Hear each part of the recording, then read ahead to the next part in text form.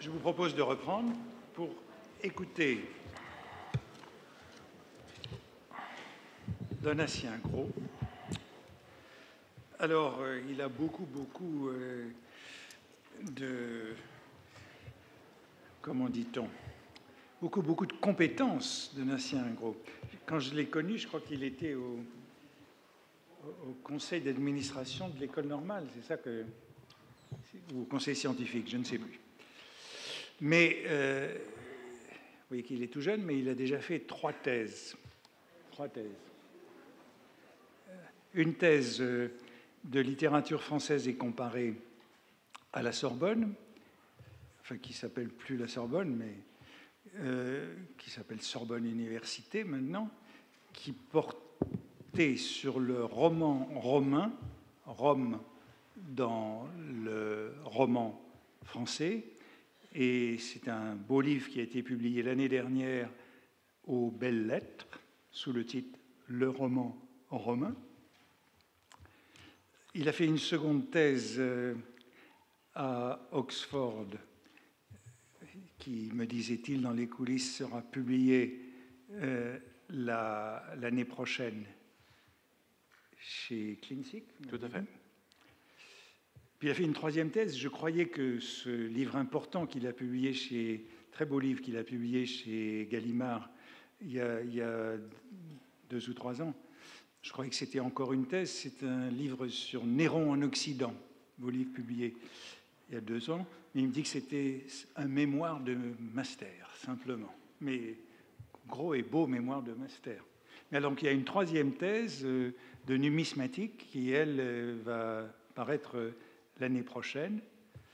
Et, bon, la raison pour laquelle je l'ai invité, c'est encore un livre, mais qui n'avait rien d'une thèse. Je ne sais pas d'où il venait, ce livre. C'était peut-être un petit mémoire, une petite rédaction quand il était enfant, à Combray. Alors là, j'ai une fiche qui m'a été préparée avec une très jolie coquille, puisque le titre de ce livre, dans la fiche que j'ai sous les yeux, c'est « Tous contre Sainte-Beuve ». Tous contre Sainte-Beuve. Bon, je crois que ce n'était pas le titre du livre. Non, ce n'était pas tous. C'était « Tout contre Sainte-Beuve », ce qui change beaucoup le sens. Et vous voyez à quoi on s'expose quand on publie. Quand on publie, on s'expose à ce genre de malentendus, mais c'est des malentendus qui font toujours réfléchir. Donc, nous allons l'écouter avec le titre suivant, « Fiction, non-fiction, l'histoire dans l'essai ». À vous, Donatien. Merci, cher Antoine, de votre invitation. Je suis ravi et honoré, intimidé évidemment, d'intervenir parmi cette auguste assemblée, avec vous, et au sujet de Marcel Proust, auquel je me suis beaucoup intéressé, mais que, sur les conseils d'un maître proustien, délaissé Proust, il dévore, m'avait-il dit. J'ai quelque peu délaissé ces dernières années pour me préoccuper davantage de questions d'historiographie, notamment autour des rapports entre histoire et fiction, à partir de la ville de Rome, antique et moderne. Et pourtant, au moment de recevoir votre invitation, j'ai su exactement de quoi je souhaitais parler. Je me suis souvenu d'un passage sur la lecture, de texte dont vous avez parlé la semaine dernière, publié pour la première fois en préface à la traduction que Proust fit de Sésame et l'Hélice, et repris dans Pastiches et mélanges.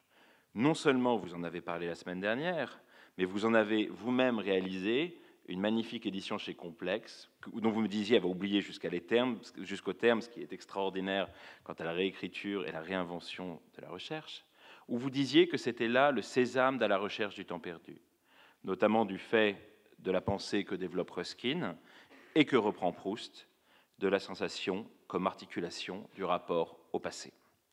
Et il se trouve, c'est de cela que je voulais parler, que par un hasard merveilleux, cette sorte de hasard que l'on peut qualifier de fortune, que cette interrogation aujourd'hui prend la suite de votre cours de la semaine passée. Ce passage dont je vais vous parler aujourd'hui m'avait semblé poser, en des termes d'une précision inégalée dans l'œuvre de Proust. Les rapports entre histoire et fiction, la vieille tension aristotélicienne. Vous savez que selon la poétique, la fiction, qui est le véritable sens du terme grec poiesis, était plus philosophique que l'histoire. Ce passage, intégré à une discussion à partir de Ruskin, me paraissait jeter une lumière très crue sur la lecture personnelle, intime et en même temps contestataire que Proust jetait sur l'œuvre de Sainte-Beuve, le critique, romancier, poète, historien qu'il devait prendre à partie 3 ans plus tard dans les textes contre Sainte-Beuve. Il s'agit là d'un passage clé, en quelque sorte, qui permettait de comprendre beaucoup de ce nœud de sens qu'est le rapport entre fiction et histoire, tel qu'il se manifeste dans l'essai sur la lecture. Fiction et histoire, c'est peut-être la grande question poétique et herméneutique du XIXe siècle, c'est celle de Sainte-Beuve, et à certains égards aussi, c'est celle de Proust. Ce passage est situé aux 2/3 du Sur la lecture. Je l'avais cité dans l'essai que vous avez eu la générosité de rappeler et que j'avais consacré il y a 6 ans à la lecture par Proust de Sainte-Beuve, mais il me paraît nécessiter un commentaire précis afin d'en faire ressortir toutes les richesses et tous les effets de sens. Cet exercice de lecture permet de mettre à jour les tensions du propos proustien qui demeurent ensuite dans l'œuvre. Permettez-moi de vous le lire et j'entreprendrai ensuite de le commenter. Parfois même, dans certains cas un peu exceptionnels, et d'ailleurs nous le verrons moins dangereux, la vérité, conçue comme extérieure encore et lointaine, cachée dans un lieu d'accès difficile. C'est alors quelques documents secrets, quelques correspondances inédites, des mémoires qui peuvent jeter sur certains caractères un jour inattendu et dont il est difficile d'avoir communication. Quel bonheur, quel repos pour un esprit fatigué de chercher la vérité en lui-même, de se dire qu'elle est située hors de lui, au feuillet d'un in-folio jalousement conservé dans un couvent de Hollande, et que si, pour arriver jusqu'à elle, il faut se donner de la peine, cette peine sera toute matérielle, ne sera pour la pensée qu'un délaissement plein de charme. Sans doute, il faudra faire un long voyage, traverser en coche d'eau les plaines gémissantes de vent, tandis que, sur la rive, les roseaux s'inclinent et se relèvent tour à tour dans une ondulation sans fin. Il faudra s'arrêter à Dordrecht, qui mire son église couverte de lierre dans l'entrelac des canaux dormants et dans la Meuse frémissante et dorée, où les vaisseaux en glissant dérangent le soir les reflets alignés des toits rouges et du ciel bleu. Et enfin, arrivé au terme du voyage, on ne sera pas encore certain de recevoir communication de la vérité. Il faudra pour cela faire jouer de puissantes influences, se lier avec le vénérable archevêque d'Utrecht, à la belle figure carrée d'ancien janséniste, avec le pieux gardien des archives d'Amersfoort. La conquête de la vérité est conçue dans ces cas-là comme le succès d'une sorte de mission diplomatique où n'ont manqué ni les hasards du voyage, ni les difficultés du voyage, ni les hasards de la négociation. Mais qu'importe, tous ces membres de la vieille petite église d'Utrecht, de la bonne volonté de qui il dépend que nous entrions en possession de la vérité, sont des gens charmants, dont les visages du XVIIe siècle nous changent, des figures accoutumées, et avec qui il sera si amusant de rester en relation, au moins par correspondance. L'estime dont ils continueront à nous envoyer de temps à autre le témoignage nous relèvera à nos propres yeux, et nous garderons leurs lettres comme un certificat et comme une curiosité. Et nous ne manquerons pas un jour de leur dédier un de nos livres, ce qui est bien le moins qu'on puisse faire pour des gens qui vous ont fait don de la vérité. Et quant aux quelques recherches, aux courts travaux que nous serons obligés de faire dans la bibliothèque du couvent et qui seront les préliminaires indispensables de l'acte d'entrée en possession de la vérité que pour plus de prudence et pour qu'elle ne risque pas de nous échapper, nous prendrons en note, nous aurions mauvaise grâce à nous plaindre des peines qu'elle pourrait nous donner. Le calme et la fraîcheur du couvent sont si exquis, où les religieuses portent encore le haut hénin aux ailes blanches qu'elles ont dans le Roger van der Weyden du parloir. Et, pendant que nous travaillons, les carillons du XVIIe siècle étourdissent si tendrement l'eau naïve du canal qu'un peu de soleil pâle suffit à éblouir entre la double rangée d'arbres dépouillés dès la fin de l'été qui frôlent des miroirs accrochés aux maisons à pignons des deux rives. Proust crée une fiction d'histoire, évoquant chaque étape du cheminement qui mène à la découverte de documents paléographiques. On ne peut s'empêcher de penser, en le lisant, à la façon dont l'histoire s'est élaborée dans la tradition de la philologie. En effet, les grands découvreurs des manuscrits du XVe siècle, que l'on pense à Poggio Bracciolini, le Podge, qui découvrit aux abbayes de Cluny, de Fulda et d'ailleurs les traités de Cicéron, le De Natura Rerum de Lucrèce, Ammien Marcellin, Silius Italicus, l'institution oratoire de Quintilien et des comédies de Plaute, accomplissaient exactement le chemin que décrit Proust. Ils allaient dans des couvents chercher les traces des textes. Ils retrouvaient des fragments perdus du discours du monde. Ainsi, la Renaissance et la modernité sont-elles nées, à partir de la quête d'une mémoire perdue qui ne l'était pas entièrement. Elle attendait dans les manuscrits conservés au couvent. Après tout, la méthode historique, telle qu'il l'a décrit, du verbe décrier, n'est pas absurde. Elle est même, pourrait-on dire, celle qui domine aujourd'hui dans les historiographies les plus contemporaines de la fin de la deuxième décennie du XXIe siècle. Une histoire en quête de documents, en quête d'archives perdues, et on ne sait comment Michel Foucault aurait pu réagir aux mots de Proust, critiquant ainsi l'accès aux documents en faisant l'effet d'une mondanité et d'une rhétorique. Le caractère somme toute matériel, et je cite le texte, du travail de l'historien ne bloque pas la voie à une entente sensible, qui va être effectivement la grande voie prônée par Proust, il la rend possible. On ne peut s'empêcher de penser, à le lire, à la perspective d'une histoire qui s'écrit en réseau, où les savants font preuve, les uns envers les autres, d'une gratitude légitime, où ils se dédient parfois les livres. Une histoire qui se vit aussi, où l'historien se fait autant scripteur qu'il est auteur, et où il n'a pas de vergogne à s'intégrer lui-même au récit historique. Au contraire, l'insertion de l'historien dans son récit vaut gage d'honnêteté. Elle vaut franchise, vous voyez, l'eau coule au moment où on parle de franchise. Elle vaut franchise. Si l'histoire est fragile, si l'historien doit savoir d'où il parle, c'est au service même de l'histoire qu'il le révèle. Tel est un présupposé contemporain majeur. Comme il est loin de la position proustienne, qui voit dans cette présence du sujet dans l'histoire, dans l'enquête, une illusion, un délaissement plein de charme face à l'introspection sensible. La critique qu'exerce Proust n'est pas simplement adressée aux historiens ou à Sainte-Beuve, puisque c'est évidemment de lui qu'il s'agit. Elle est entièrement dirigée vers une tradition entière, celle que Marc Fumaroli a qualifiée de diplomatie de l'esprit, qui ne séparait pas politique, philologie, existence. Ce qui est en cause, c'est la forme tardive, désormais hors de portée, hors d'âge, hors d'époque, d'une république des lettres.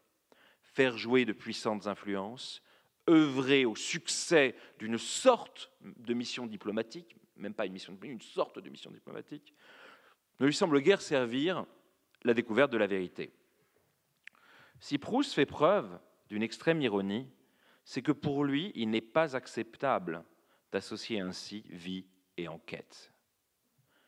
Ce texte est un laboratoire pour ce qui devient, quelques années plus tard, les essais contre Sainte-Beuve et évidemment à la recherche du temps perdu.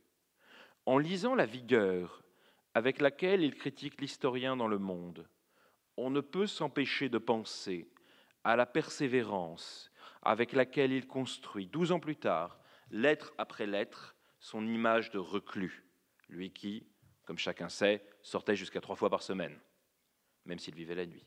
Proust n'est pas un diplomate de l'esprit. Ce texte est d'ailleurs un des plus précis sur le rapport entre le savoir constitué et le monde. Ce n'est pas une mise en cause de la mondanité en soi, au sens d'un personnage comme Brichot. Ce n'est pas de cela qu'il s'agit ici.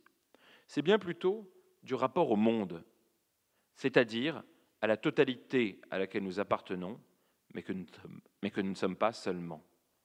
Le passage ne semble pas accepter que l'historien ait, après tout, une vie biographique, qu'il soit dans un contexte, qu'il agisse dans ce contexte, qu'il cherche. Il suffit de ressentir l'ironie contenue dans le calme et la fraîcheur du vieux couvent sont si exquis. Pendant que nous travaillons, les carillons du XVIIe siècle étourdissent si tendrement l'eau naïve du canal qu'un peu de soleil pâle suffit à éblouir entre la double rangée d'arbres dépouillés dès la fin de l'été qui frôlent des miroirs accrochés aux maisons à pignons des deux rives. À lire Proust, on serait presque prêt à croire que l'historien ne peut être conscient du monde qui l'entoure au moment où il réalise sa tâche, parce qu'il ne cherche pas d'abord la vérité en lui-même, et même que ce monde qui l'entoure est une distraction. L'historien aurait dû, comme le document qu'il a examiné, rester enfermé dans le couvent. Si Proust ne prend pas au sérieux la méthode historique, il est prompt à en mettre en évidence les dérives personnelles. Tout devient une sorte de flatterie de l'ego et non la manifestation d'une quête herméneutique. Tout élément de la méthode est tourné en ridicule. Si l'historien prend des notes, c'est pour plus de prudence et pour que la vérité ne risque pas de nous échapper. Méthode hyperbolique, pour un acte somme toute normal, prendre en note le document que l'on examine. L'enquête proprement philologique est considérée dans la narration comme une peine dont on aurait tort de se plaindre. Quant aux quelques recherches, aux courts travaux que nous serons obligés de faire dans la bibliothèque du couvent et qui seront les préliminaires indispensables, mais évidemment pas très recherchés, de l'acte d'entrée en possession de la vérité. Là aussi, il y a une légèreté, une moquerie face au patient travail de la philologie du XIXe siècle qui n'est pas sans surprendre. On ne peut guère penser que les dizaines de volumes publiés par chacun des grands historiens du XIXe siècle, pris dans une grande entreprise de catalogage des sources, la fameuse Quellenforschung allemande, résulte de courts travaux, je cite. Proust retourne la pratique de l'historien, qui nécessite beaucoup de temps et de travail de recherche avant de pouvoir dégager une vérité, et qui certes peut se réaliser dans un moment de calme et de fraîcheur, pour reprendre les mots employés du texte. Mais là n'est pas l'objet. Pour l'ironie de Proust, c'est cependant là qu'il faut faire porter l'accent. Le texte est plein de lieux communs. Le gardien des archives d'Amersfoort est, comme on aurait pu s'y attendre, pieux. L'archevêque est vénérable. Les influences sont puissantes. Les canaux sont dormants. L'in-folio est jalousement conservé. On sent dans la phrase une moquerie envers l'emphase de l'histoire. L'estime dont ils continueront à nous envoyer de temps à autre le témoignage nous relèvera à nos propres yeux et nous garderons leurs lettres comme un certificat et comme une curiosité. La communication avec les partenaires dans l'accès au savoir n'est qu'un certificat. Mais de quoi le certificat est-il le certificat ? Pourquoi les historiens ont-ils besoin d'être relevés dans leur propre estime ? Qu'est-ce que le certificat certifie ? L'accès légitime aux documents, le fait que l'historien est historien. Rappelons-nous l'origine même du terme histor, l'enquêteur, l'enquête. Pourquoi l'historien a-t-il besoin d'un certificat ? On sent la suggestion subreptice d'une falsification de l'histoire qui impose l'incertitude quant à la vérité de la parole historique. Nous sommes alors en plein âge du positivisme historique. Proust serait-il l'inventeur de la crise de l'histoire ? Il faut à cette étape se rappeler deux faits. Un fait biographique, un fait culturel. J'espère que Marc Fumaroli ne m'entend pas utiliser le mot culturel. Le fait biographique, j'espère que vous m'excuserez ce cas de beuvisme aggravé, c'est que Proust avait envisagé d'être historien. Il avait, jeune homme, eu la passion de l'histoire. On se souvient du texte que lui consacre son ami de jeunesse, Jacques-Émile Blanche, dans le numéro d'hommage de la Nouvelle Revue Française, paru en janvier 1923, où il rappelle que Proust, à 20 ans, en remonterait aux professeurs d'université quant à la précision de leurs connaissances historiques. Je cite Blanche, étonnant ces illustres professeurs par son intelligence et sa culture précoce. Proust, un historien déçu. L'autre donnée à prendre en compte tient à la date de ce texte, 1905. 3 ans plus tôt, le prix Nobel de littérature, dans sa 2e édition, avait été décerné au philologue et historien allemand Theodor Mommsen, qui était mort, lui, 2 ans plus tôt, en 1903. La philologie avait triomphé, et les disciplines du savoir étaient fondées dans cette méthode qui cherchait à retrouver les textes perdus et à voir dans des documents retrouvés les sources de la connaissance du passé, les fameuses sciences auxiliaires de l'histoire, paléographie, papyrologie, épigraphie et machère numismatique. On connaît l'histoire de la guerre philologique que se livrèrent Français et Allemands, création des écoles françaises à Athènes puis Rome, des instituts archéologiques allemands. La philologie française n'était pas celle de Berlin, ni celle de Cambridge ou d'Oxford, et elle avait cherché, notamment dans le dernier tiers du XIXe siècle, avec Gustave Glotz, avec Fustel de Coulanges, avec Gaston Boissier, avec Pierre de Nolhac qui avait découvert le canzonière et des Pétrarques, à être littéraire à côté de son activité de lecture de textes. Tous avaient pratiqué des formes d'écriture qui n'étaient pas à proprement parler de l'histoire, et certainement pas de la philologie, mais qui n'étaient pas non plus de la fiction. Pensons aux promenades archéologiques du grand historien de la Rome tardo-républicaine, Gaston Boissier, paru en 1880 et 1886. Proust prend position contre une philologie historique qui a partie liée à la littérature essayistique, dont l'exigence de véridicité est mise en question, mais qui ne prend pas le parti de la fiction. Et pourtant, la tonalité du texte est ambiguë. Si par moments on perçoit clairement l'ironie, à d'autres, le plaisir de la description est indéniable. Et l'on pourrait voir dans l'ironie proustienne, face à un excès de détails, dans la description de l'expérience du cheminement propre à l'enquête historique, la manifestation en réalité d'une conscience de la sensation au moment où l'histoire s'écrit. Le passage, les carillons du XVIIe siècle étourdissent si tendrement l'eau naïve du canal qu'un peu de soleil pâle suffit à éblouir entre la double rangée d'arbres dépouillés dès la fin de l'été qui frôlent des miroirs accrochés aux maisons à pignons des 2 rives. C'est un test de lecture de la phrase, sans virgule, avec son caractère baudelairien. N'est-ce pas là une sorte d'invitation au voyage ? Voit sur ces canaux dormir ces vaisseaux dont l'humeur est vagabonde. Ce passage n'est pas sans rappeler les moments de synesthésie qui se développent ensuite en nombre dans « À la recherche du temps perdu ». On en retrouvera des traces précises dans les cahiers. Je pense notamment en 1914-15 au cahier 46, feuillet 82 recto. La vue d'un vaisseau qui s'éloignait comme un voyageur de nuit me faisait penser au bonheur que c'eût été de partir avec Albertine pour Amsterdam. L'une des caractéristiques principales de ce texte tient au fait que la recherche est énoncée au futur. L'action de l'historien inquiété se fait au futur. Elle ne se fait pas au présent, elle ne se fait pas au passé, et, je vais y revenir, elle ne se fait pas au conditionnel. Le temps est ouvert, et l'historien lui-même se prépare à agir au futur. La force d'une telle proposition mérite d'être relevée. Proust écrit face aux historiens essayistes, de même qu'il écrit face à une lignée de romanciers qui inventaient le roman moderne dans une volonté d'échapper au poids du passé. Pensons aux frères Goncourt, pensons à Paul Bourget. L'histoire est à venir, et il pourrait être pertinent de tenter d'examiner quel sens ont ces formes verbales futures. On ira, on cherchera, etc. Est-ce une vocation, un futur de destinée? Est-ce un futur proche? On remarque par ailleurs que le passage consacré aux sensations, non pas à l'enquête, mais aux sensations provoquées par l'environnement de l'expérience historiographique, est au présent.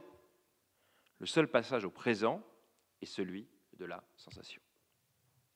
Semble présider au texte une sorte de conception à la fois fatale et dysfonctionnelle de la pratique historique. On pense, en sens inverse, aux textes de 1871 par lesquels Wilamowitz condamna la liberté de la méthode philologique mise en œuvre par Nietzsche dans La naissance de la tragédie. Dans ce texte intitulé « Philologie du futur », point d'exclamation, Zukunftsphilologie, Wilamowitz accuse Nietzsche de créer une forme monstrueuse, criminelle, qui est à la fois le fruit de l'intuition et d'une servitude du jour. Il la qualifie de Sklave des Tages. L'histoire des temps passés, la recherche de cette histoire, est conjuguée au futur, et elle est en fait celle du passé. Et en la rendant au futur, il en consomme la caducité. Le passage au présent, en revanche, celui de la sensation, est aussi celui d'un temps poreux, sensible, où existent encore les faits de civilisation, qui étaient ceux de l'époque de Rogier van der Weyden, et où l'on peut revoir des figures de l'époque janséniste. Le passé est toujours vivant dans la sensation. Le titre du roman publié par Henri de Régnier, également en 1905, Le passé vivant, pourrait s'appliquer ici même à Proust, mais uniquement dans l'espace de la sensation, d'une sorte d'adhésion des temps. La critique principale de Proust tient à l'affirmation, selon une telle conception de l'histoire, d'une séparation entre l'action du sujet historien et du monde qui l'entoure, le refus du sensible comme espace de la porosité où les expériences adviennent. C'est au sujet historien qu'est donnée la vérité. Elle lui est communiquée. La communication de la vérité, le don, 3 petits points, de la vérité, dont parle Proust, et pour lequel il faudrait remercier les agents de la gratification, signale le caractère verbal d'une telle conception de la vérité, qui ne laisse pas de place au temps, et donc pas de place à l'espace, pas de place à la profondeur. La vérité est donnée par quelqu'un à quelqu'un. Le chanoine donne les archives à X, on va découvrir que X est Sainte-Beuve, et ensuite il a accès, puis il peut feuilleter. La notion de don signale une gratuité, une immédiateté, un accident qui sont très éloignés de la vision de Proust, mais aussi très loin, il faut le dire, de ce qu'était le travail philologique de son époque. Au fond, pour reprendre une phrase un peu célèbre, un tel travail serait celui d'une science sans conscience. Après la description que je viens de commenter, Proust synthétise sa critique dans un passage un petit peu plus théorique, que je vais vous lire maintenant. Cette conception d'une vérité sourde aux appels de la réflexion et docile au jeu des influences, d'une vérité qui s'obtient par lettre de recommandation, que nous remet en propre celui qui la détenait matériellement sans peut-être même la connaître, d'une vérité qui se laisse copier sur un carnet, cette conception de la vérité est pourtant loin d'être la plus dangereuse de toutes. Car bien souvent, pour l'historien, même pour l'érudit, l'érudition de Sainte-Beuve dont parlait Antoine Compagnon la semaine dernière, cette vérité qu'ils vont chercher dans un livre est moins, à proprement parler, la vérité elle-même que son indice ou sa preuve, laissant par conséquent place à une autre vérité qu'elle annonce ou qu'elle vérifie, et qui, elle, est du moins une création individuelle de l'esprit. On retrouve ici la position proustienne, l'opposition entre réflexion interne et diplomatie de l'histoire. Il met en cause les transmetteurs, et plus encore, la conception d'une vérité qui s'obtient par lettre de recommandation, la diplomatie, et qui se laisse copier par carnet, la philologie. S'il en existe de plus dangereuses, celle-ci n'en est pas moins largement insuffisante, car elle repose sur une confusion entre indice et preuve, un autre professeur au Collège de France dirait trace, et vérité elle-même, création individuelle de l'esprit. Ce que reproche Proust avant tout à une telle écriture de l'histoire, et partant de la vérité historique, c'est-à-dire d'une prétention d'une vérité non sensible, c'est de reposer sur un dispositif de réflexivité sans réflexion, de mise en scène de l'obtention d'un document comme vérité pour ne pas se confronter à la nature de la vérité elle-même, de présenter la forme physique, l'enquête physique de l'historien pour ne pas interroger le contenu et la nature de cette vérité. C'est-à-dire de rester dans une extériorité sans vouloir entrer dans les arcanes de l'intériorité et surtout de l'espace sensible. On sent également poindre dans son propos la critique du fétichisme de l'objet livre, de l'infolio, perçu comme un document en soi, là aussi comme une extériorité, comme une prétention d'objectivité, par opposition à l'affirmation d'une individualité qui est esprit, un terme dont on sait à quel point il est présent dans l'époque. On retrouve le début du texte où il mettait en cause, dans un tout autre sens, un esprit fatigué de lui-même et qui se devait donc d'aller chercher la vérité en dehors de lui. Un esprit aussi qui envisageait la vérité suivant l'ordre d'une possession, entrer en possession de la vérité. La vérité se révèle, se manifeste, se ressent. Elle n'est pas chez Proust de l'ordre d'une propriété. On a l'impression que l'ordre philologique du savoir est en réalité comme une manière de se conforter dans un besoin de réassurance et de pouvoir. On sent poindre derrière une telle approche, la critique nietzschéenne, dont on sait très bien que c'est exactement à ce moment-là que les œuvres complètes de Nietzsche paraissent au Mercure. On pense notamment à la deuxième considération de l'utilité et des inconvénients de l'histoire pour la vie. Je vais vous citer dans la traduction d'Henri Albert, il y a un très très léger anachronisme. La traduction paraît en 1907, mais elle circulait déjà dans les cercles du Mercure et on trouve dans d'autres textes des parallèles proches. L'histoire appartient donc en second lieu à celui qui conserve et vénère, à celui qui, avec fidélité et amour, tourne les regards vers l'endroit d'où il vient, où il s'est formé. Par cette piété, il s'acquitte en quelque sorte d'une dette de reconnaissance qu'il a contractée envers sa propre vie. En cultivant d'une main délicate ce qui a existé de tout temps, il veut conserver les conditions sous lesquelles il est né pour ceux qui viendront après lui, et c'est ainsi qu'il sert la vie. Le patrimoine des ancêtres, dans une âme semblable, reçoit une nouvelle interprétation de la propriété, car c'est maintenant lui le propriétaire. On voit bien comment s'articule chez Nietzsche la critique d'une histoire qui vise surtout à conforter qui en est l'auteur, le propriétaire.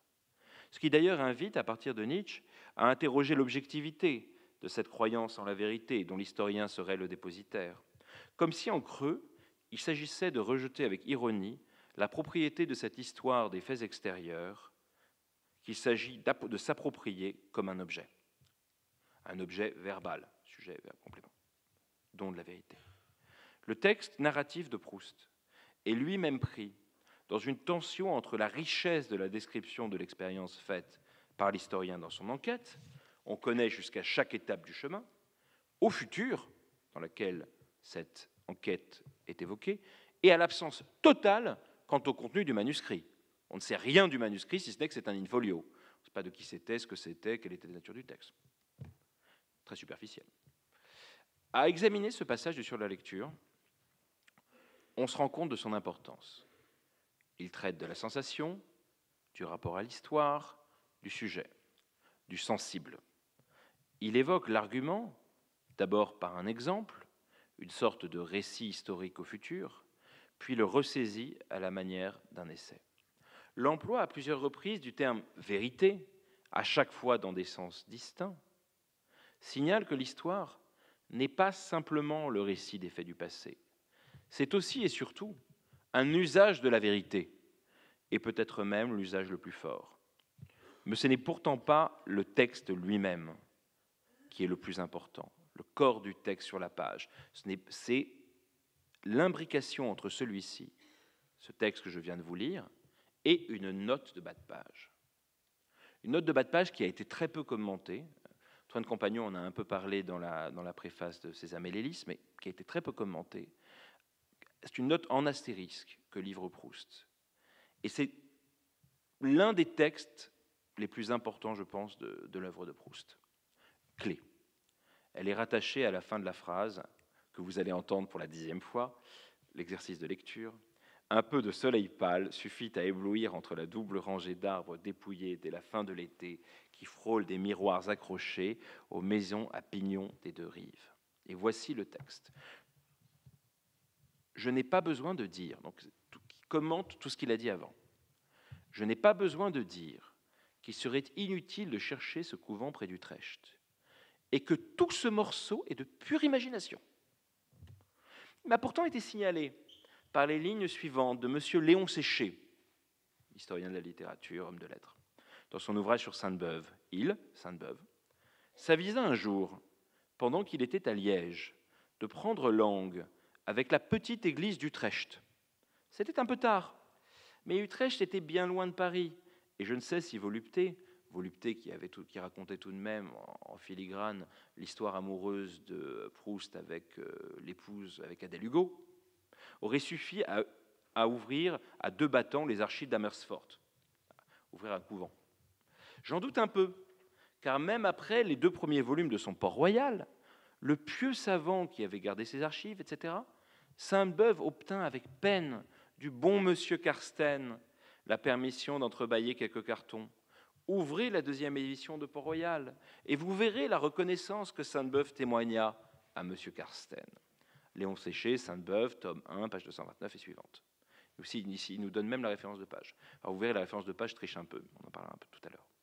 Quant aux détails du voyage, Proust reprend la parole, ils reposent tous sur des impressions vraies, pas des faits, des impressions. Je ne sais pas si on passe par Dordrecht pour aller à Utrecht, mais c'est bien tel que je l'ai vu que j'ai décrit Dordrecht.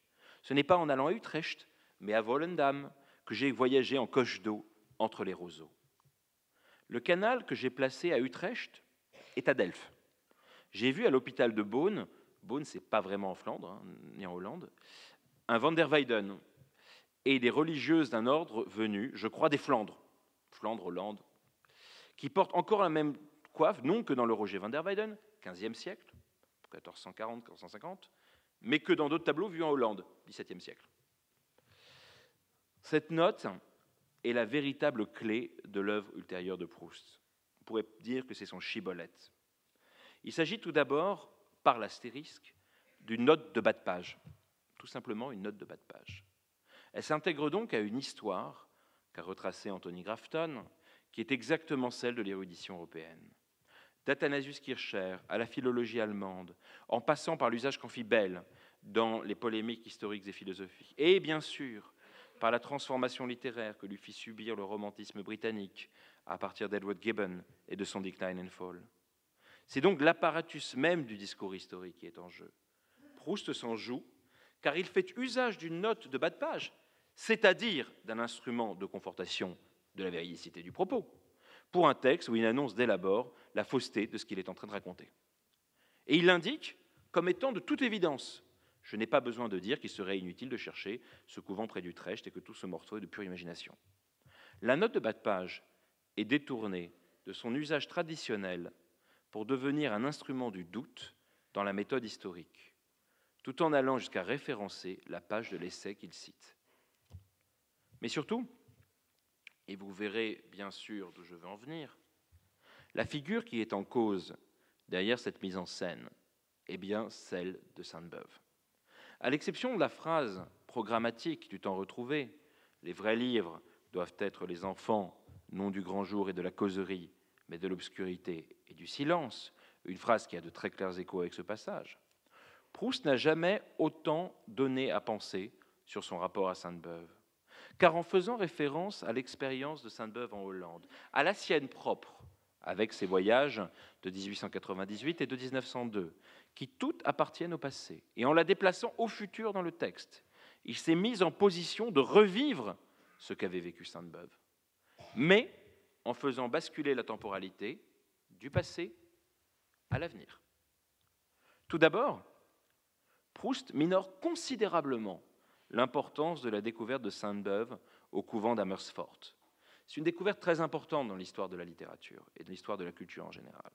Il a fait bien plus qu'entrebâiller quelques cartons, et, comme le dit Léon Séché, et la coupe qu'impose Proust au passage est en elle-même très rhétorique. Quelques pages plus tard, Léon Séché explique que Sainte-Beuve a fait beaucoup plus. Une page plus tard, Quelque temps après, M. Carsten, je cite Léon Séché, lui faisait parvenir en copie, en dehors des livres manuscrits de M. Le Camus, cette vie de M. de Pontchâteau et ses mémoires de M. Vuillard, dont il a tiré un si beau parti dans les derniers volumes de son ouvrage, notamment ce qui concerne les dernières années de Racine. Page 231 de l'ouvrage cité.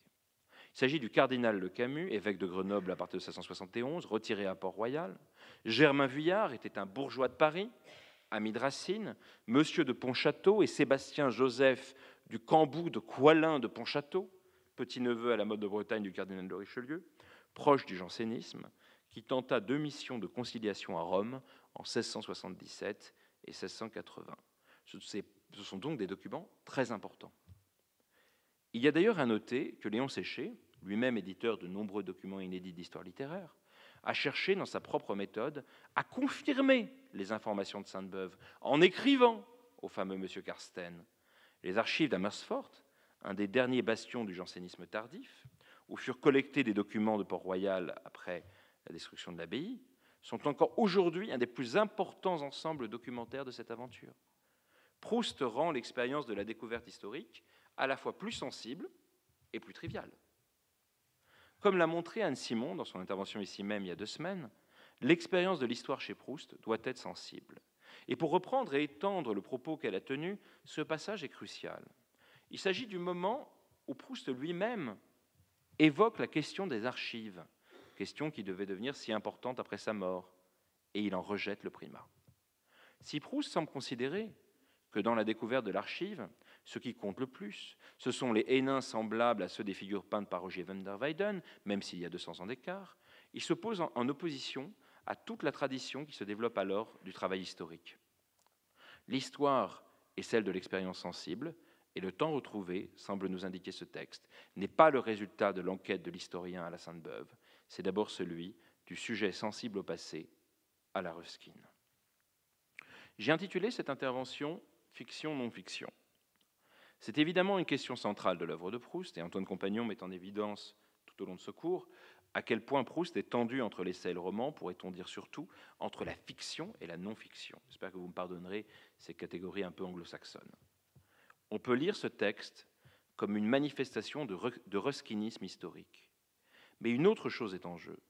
Il met clairement en évidence comment la fiction est une histoire réinventée au futur, au destinal. Le passage au corps de la page est au futur et au présent. Je le disais au début, il n'est pas au conditionnel. Le texte n'indique pas une potentialité de l'expérience de la découverte. Au contraire, c'est un futur de l'indicatif. Et on sait à quel point Proust était sensible au temps et aux conjugaisons. La découverte historique est à faire, elle va être faite, et elle sera décevante. Mais, nous indique la note, je n'ai pas besoin de dire qu'il serait inutile de chercher ce couvent près d'Utrecht et que tout ce morceau est de pure imagination, coupant court à toute lecture historique et factuelle. L'histoire est au futur et elle est fausse. Et pourtant, ce morceau est-il vraiment de pure imagination ? Car à lire le récit de Léon Séché, que Proust cite lui-même, fin sans doute de mettre en évidence les décalages, mais aussi les affinités avec son propre propos, on est frappé du nombre de points communs. La géographie est la même, la découverte est la même, l'essentiel du récit est le même. Le futur du récit fictionnel est donc une altération du passé historique. Si ce n'est que dans le texte proustien, les géographies sont rendues incertaines. On ne sait comment aller de Dordrecht à Utrecht. Delphes, le petit pan de mur, le XVIIe siècle, se mêlent. L'âge d'or néerlandais compose avec les primitifs flamands. Les temps se mêlent, les géographies se troublent. Tout ce qui fait la certitude de l'histoire se défait. L'affirmation d'une histoire au futur est immédiatement contredite. Mais la fiction crée un ordre où les temps sont contaminés, où les personnes se mêlent. Face à la rhétorique de l'histoire, Proust présente une philosophie de la fiction. Et pourtant, la plus grande partie des faits sont là, sinon le contenu. Le récit des sensations vient se conjoindre à la présence d'un style en cours de définition qui n'a certainement pas la sécheresse de Léon Séché ou à certains égards de Sainte-Beuve. Revenons un instant, pour finir, à la question Sainte-Beuve. Car entre fiction et non-fiction, Entre histoire et essai, l'héritage du XIXe siècle porte encore, en 1905, ce nom. Léon Séchet parlait de volupté, le grand roman autobiographique de Sainte-Beuve, grand récit de déception et de vocation, qui apparaît parfois, notamment dans le fragment consacré à Sainte-Beuve et à Baudelaire, mais très peu dans l'œuvre de Proust. Mireille Naturel a montré comment Proust, par Flaubert, s'était aussi confronté à cette source du XIXe siècle, qui est volupté, le grand roman autobiographique et en un certain sens millénariste. Il se finit, comme vous le savez peut-être, dans la baie de New York, où aboutit le héros, où il va convertir et enseigner les Américains, une sorte de prodrome d'Antoine Compagnon, un des premiers exemples de la translatio imperii, dont À la recherche du temps perdu, immédiatement adopté par Hemingway, Fitzgerald et Faulkner, finalisa l'histoire. Au fond, l'une des raisons du succès de La recherche du temps perdu aux États-Unis, c'est que c'est le récit de la fin de l'Europe. Volupté apparaît ensuite très rarement dans l'œuvre de Proust, à un tel point qu'on a pu y voir une source cachée de la recherche, en tout cas un refus, pour ce texte dont la contradiction inspira rien moins que Le Lys dans la vallée, L'éducation sentimentale et Le disciple de Bourget. Mais si volupté n'apparaît que rarement, Port-Royal, qui est pour le coup le chef-d'œuvre de Sainte-Beuve historien, n'apparaît jamais dans l'œuvre publiée de Proust. Ce texte est le seul, à ma connaissance, où il est non pas cité, parce que Port-Royal n'est pas véritablement cité dans ce passage, mais où il est fait allusion à Port-Royal, le chef-d'œuvre de Sainte-Beuve, issu d'un cours donné en 1837-1838 à Lausanne, puis publié en 1840 et 1859. Je ne sais pas si vous avez lu Le Port-Royal, il y a une très belle édition bouquin, je crois. C'est un texte extraordinaire. Et c'est cette grande histoire qui vint rompre les récits traditionnels de l'Église, justement sur la querelle janséniste, pour inventer, en même temps que Michelet, et peut-être plus encore, selon Brunetière, une histoire totale, une histoire intellectuelle, culturelle, littéraire, artistique, sociale, celle d'une des plus grandes expérimentations du XVIIe siècle. Proust n'a cessé de s'en prendre au lundi, on le voyait encore tout à l'heure. Il a cité le fameux livre sur Chateaubriand, il s'en est pris aux erreurs de goût de Sainte-Beuve critique, il a attaqué son incapacité, qui était d'ailleurs plus mesurée que ne le dit Proust, à reconnaître Flaubert et Baudelaire. Mais il ne s'est pas confronté au Sainte-Beuve historien, à l'un des inventeurs de l'histoire, telle qu'elle se pratique, avec bien sûr des inflexions significatives depuis.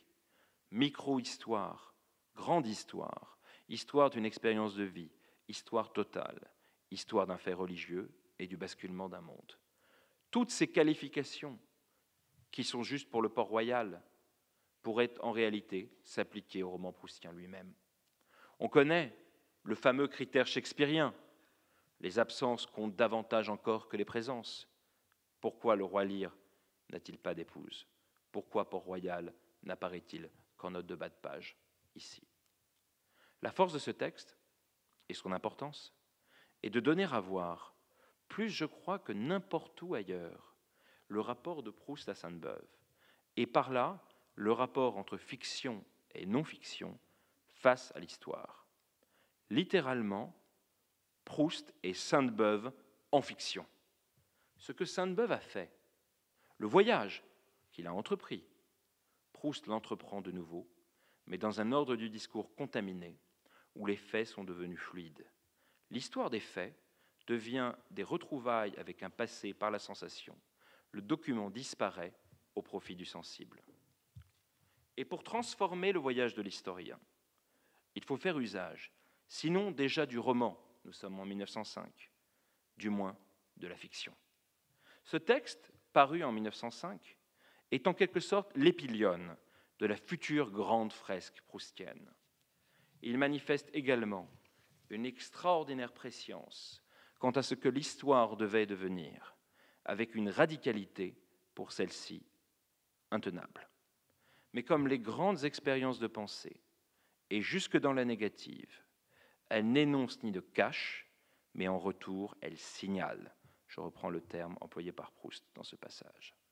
Elle signale que l'histoire est au futur, qu'elle porte en elle sa part de fiction, et que le document n'est rien sans l'expérience de la découverte. Nous ne sommes pas loin de la critique que Michel Foucault faisait subir, ici même, je ne sais pas si c'est dans cet amphithéâtre, vous me direz Antoine, à ce qu'il qualifiait d'histoire platonicienne. Paradoxe face à l'ironie de Proust quant aux ombres de l'archive. Reste à définir comment ce caveat peut composer avec les contributions toujours présentes de l'histoire bœvienne. Voici quelques-uns des apports et voilà quelques-unes des questions posées par 3 pages d'un essai de la jeunesse tardive de Proust. Je vous remercie.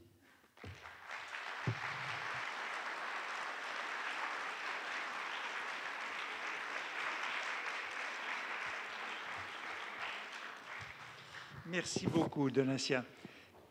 Il se trouve que j'avais le projet de parler de cette note dans mon prochain cours, après la pause que nous allons faire. L'histoire s'écrit au futur. Donc, j'y reviendrai, parce que sur la lecture, il y a beaucoup de notes en bas de page, comme vous l'avez signalé, des notes un peu perverses. Et il y a 4 notes qui parlent de Sainte-Beuve.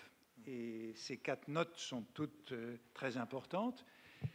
Bon, si ce sont des notes, c'est parce qu'elles sont ajoutées après coup, alors que le texte est déjà fait au printemps de 1905, avant que l'article soit publié en revue, en prépublication dans une revue.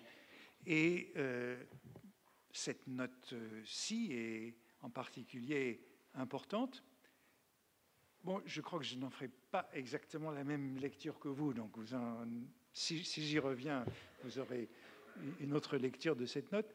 Mais sur les points sur lesquels il faut d'abord revenir, il est vrai que, et ça je le présenterai aussi dans le prochain cours, Proust fait très peu de références aux 7 volumes de Port-Royal qu'il avait. Il avait les 7 volumes du Port-Royal dans l'édition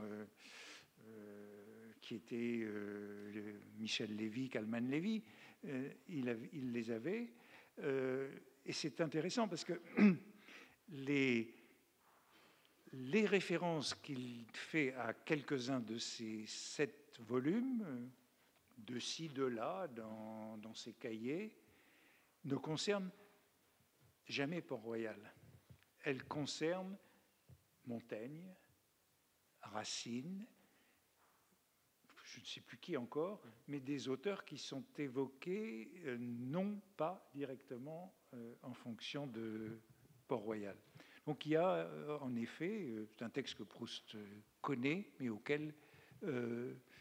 dont il ne retient rien dans ses campagnes de lecture de Sainte-Beuve qui datent des années du contre Sainte-Beuve et de la préparation de la recherche. C'est pas là, vous avez dit, il va vers les Lundis, il va vers le Chateaubriand, même les études sur Virgile, hein, mais c'est pas le Port-Royal qui l'intéresse à ce moment-là.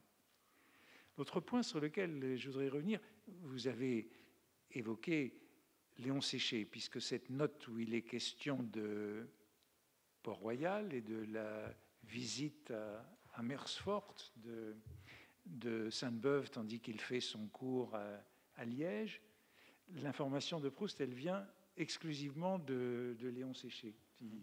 C'est lui qui le cite, comme vous dites, page 229 et suivante dans sa note. Alors, vous êtes allé lire Léon Séché, mais vous n'avez pas retenu, moi, ce qui m'intéressait dans ces pages de Léon Séché. C'est ça qui est curieux. Ce qui m'a intéressé, c'est que Léon Séché, dans ces pages, fait lui aussi le procès de Sainte-Beuve. Dans ce livre sur Sainte-Beuve, il dit, justement, Sainte-Beuve, il dit, cet épisode est unique dans la carrière de Sainte-Beuve. C'est la seule fois que Sainte-Beuve est allé regarder des archives. Sainte-Beuve n'était pas un érudit, Sainte-Beuve n'était pas un philologue, il ne s'intéressait pas aux archives. Léon Séché donc dit Sainte-Beuve monte en épingle cette visite qu'il a faite à Utrecht quand il était à Liège, parce que c'est la seule fois de sa vie qu'il a fait ça, qu'il est allé chercher des archives. Pour le reste, il était un homme du livre. Il lisait des livres, il n'était pas un historien, autrement dit. La différence entre l'historien et le littéraire, c'est l'archive. Et pour Léon Séché, pour lui, Sainte-Beuve n'est pas un historien, puisqu'il ne va pas aux archives. Sainte-Beuve, lorsqu'il parle d'archives, c'est exclusivement parce qu'elles lui ont été communiquées par lettre. Donc c'est ça la diplomatie. La diplomatie, lorsque Sainte-Beuve parle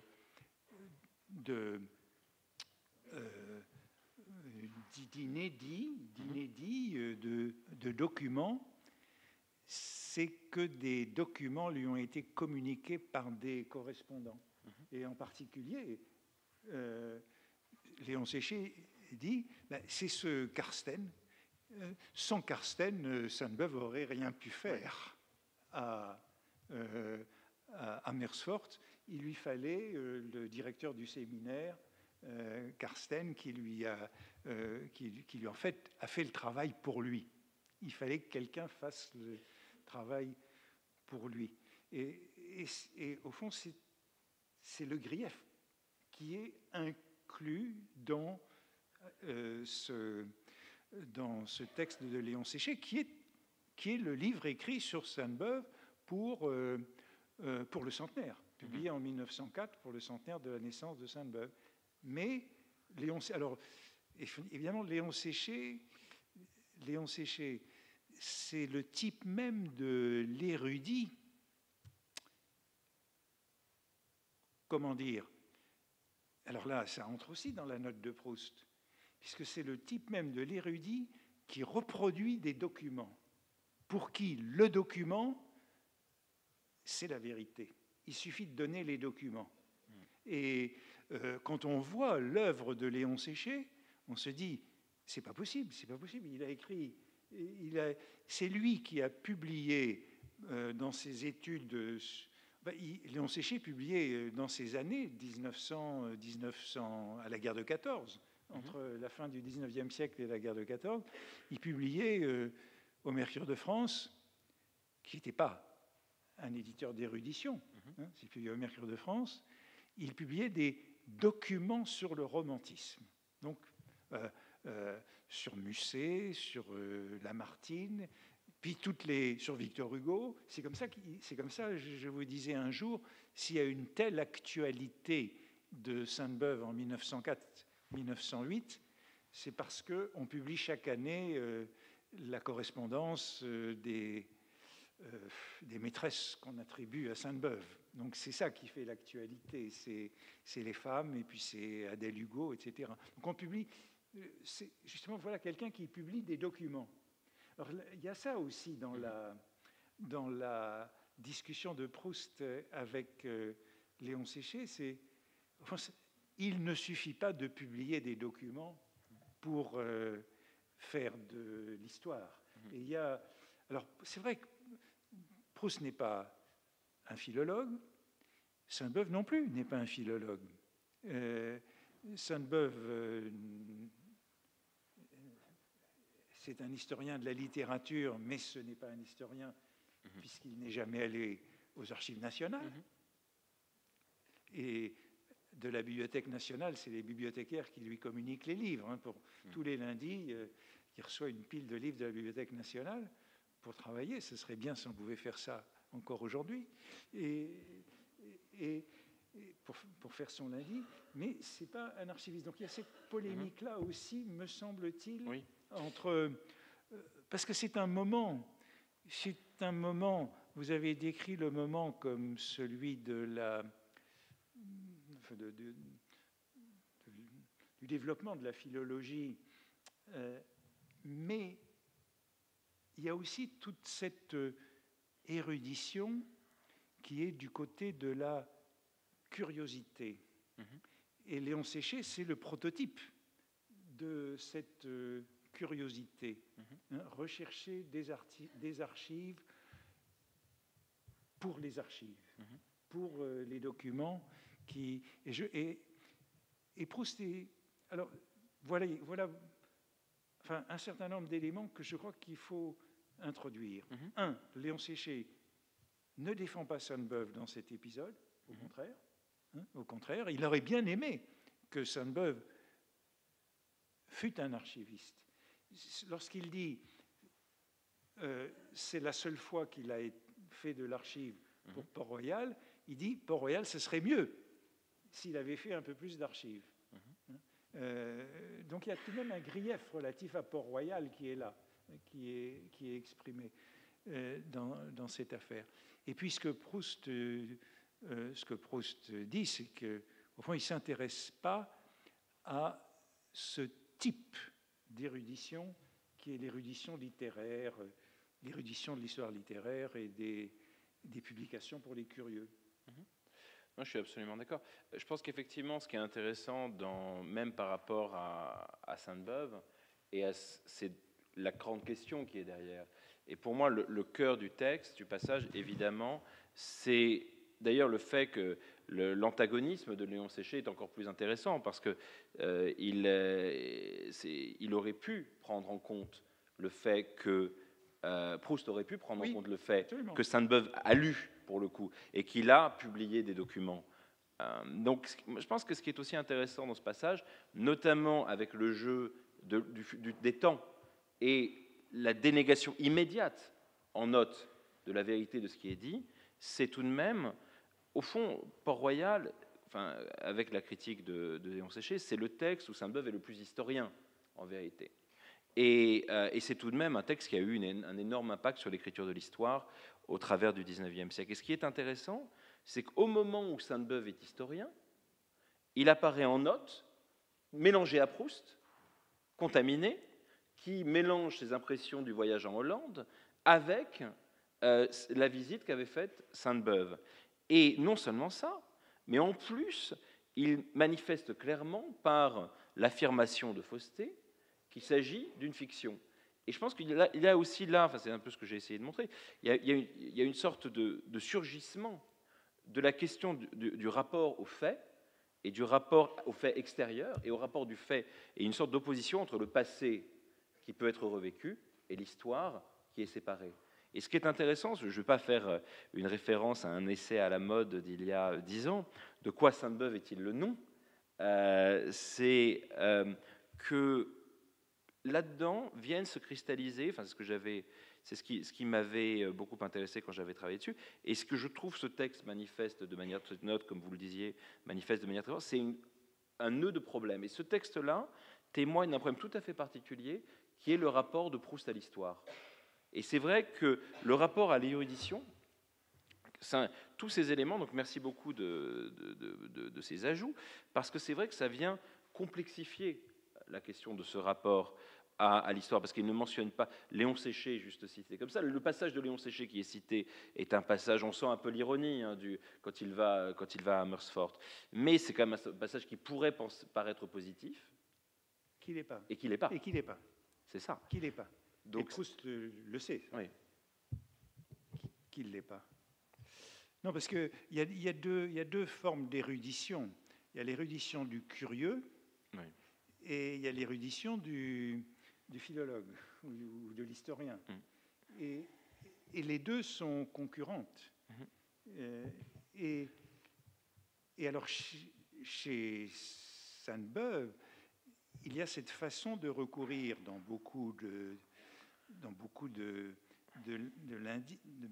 lundis à l'érudition des autres, puisqu'il dépend, lui-même n'étant ni érudit ni archiviste, dépend de l'érudition des autres.